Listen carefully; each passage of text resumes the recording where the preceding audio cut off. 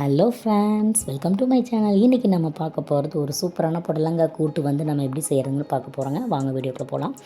அதுக்கு பார்த்திங்கன்னா ஒரு மீடியம் சைஸ் புடலங்காய் வந்து நான் எடுத்து வச்சுருக்கேன். அதை வந்து தோல்லாம் நல்லா செதுக்கி எடுத்துகிட்டு குட்டி குட்டி பீசஸாக வந்து கட் பண்ணி எடுத்துக்கலாம் ஃபஸ்ட்டு. அதுக்கப்புறம் ஒரு குக்கர் எடுத்துகிட்டு அதில் வந்து பார்த்திங்கன்னா அரை கப்பு அளவுக்கு கடலைப்பருப்பு நான் வந்து ஆட் பண்ணி நல்லா கழுவி ஒரு 1/4 மணி நேரம் ஊற வச்சு எடுத்துக்க போகிறேன்.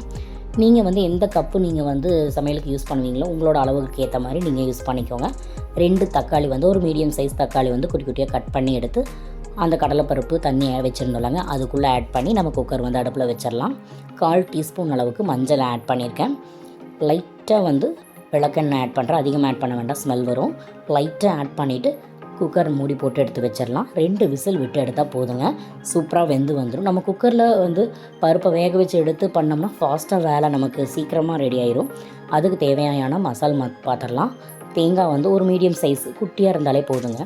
தேங்காய் எடுத்துருக்கு, அதிகமாக தேங்காய் போட்டால் நல்லா இருக்காது.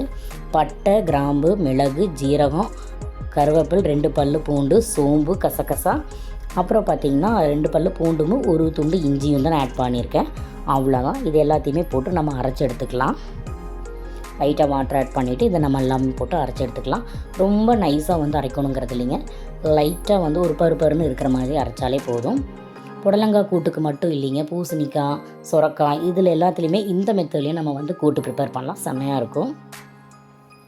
இது ஒரு சாதாரண விஷயந்தான். இந்த நேரம் கூட்டை போய் வீடியோவை போட்டிருக்காங்களே நீங்கள் நினைக்க வேணாம். நிறைய பேருக்கு இது தெரியாமல் கூட இருக்கலாம். கண்டிப்பாக ஒவ்வொருத்தவங்களுக்கு இது நிறைய யூஸ் ஆகும். இப்போ நல்லா வெந்து வந்துருச்சு. இந்த ஸ்டேஜ் வரும்போது நம்ம பார்த்திங்கன்னா ஒரு கடாயில் தேங்காய் எண்ணெய் தான் நான் ஆட் பண்ணியிருக்கேன். இப்போது தேங்காய் எண்ணெய் ஆட் பண்ணிவிட்டு அந்த புடலங்காயை நல்லா ஃப்ரை பண்ணி எடுத்துக்கணுங்க. இதில் வந்து ஒரு ஸ்மெல் வருங்க, அது வந்து நிறைய பேத்துக்கு பிடிக்காது.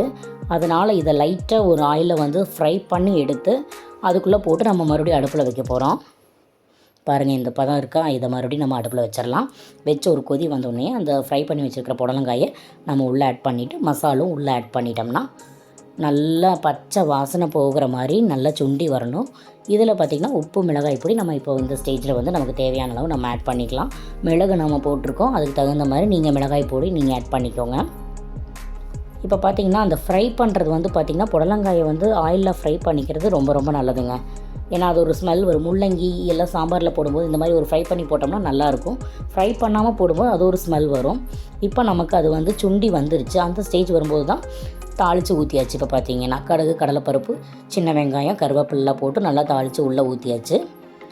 இந்த பதத்தையே வேணும் அப்படின்னா நீங்கள் கொஞ்சம் தண்ணி பதத்துலேயே ஆஃப் பண்ணிக்கலாம். நான் ஆஃப் பண்ணிட்டேன். எங்களுக்கு வந்து ரொம்ப கெட்டி பதம் வேண்டான்னு தோணுச்சு. கொஞ்சம் தண்ணி பதத்துலேயே வந்து போதும்னு நான் ஆஃப் பண்ணிட்டேன். நல்லா இன்னும் கெட்டி பதம் வேணும் அப்படிங்கிறவங்க நல்லா இன்னும் கொஞ்சம் நேரம் சுண்ட வச்சிங்கன்னா அவ்வளோதான், நமக்கு நல்லா கெட்டி பதமும் வந்துடும். ஓகே ஃப்ரெண்ட்ஸ், சேனல் பிடிச்சிருந்தால் லைக் பண்ணுங்கள், ஷேர் பண்ணுங்கள், சப்ஸ்கிரைப் பண்ணுங்கள். நெக்ஸ்ட் ஒரு சூப்பரான வீடியோவில் வர. Tata, bye bye.